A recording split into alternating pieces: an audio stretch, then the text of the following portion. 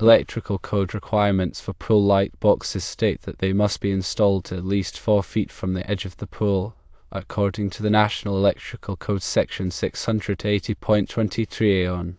They must be listed for use in swimming pools, according to the National Electrical Code Section 680.23 at.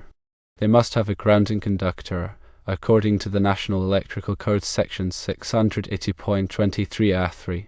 Given the existing conditions and the request to reuse existing circuits and conduit, there are several options to consider.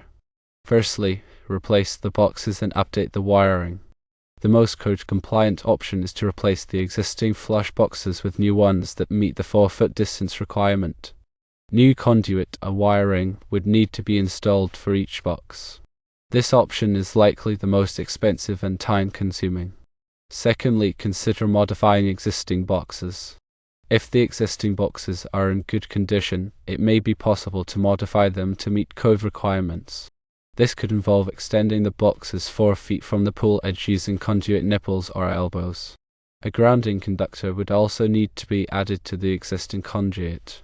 This option may be less expensive than replacing the boxes but may not be as aesthetically pleasing. Thirdly, install grounding rods.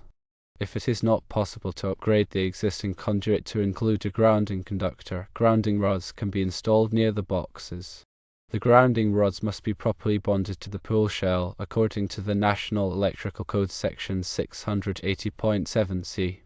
This option may not be as effective at providing a low impedance ground path as a grounding conductor in the conduit. The best option will depend on the specific circumstances and budget. It is recommended to consult with a licensed electrician to determine if the existing boxes can be modified or if new boxes need to be installed. Ensure that the grounding requirements are met by either adding a grounding conductor to the conduit or installing grounding rods.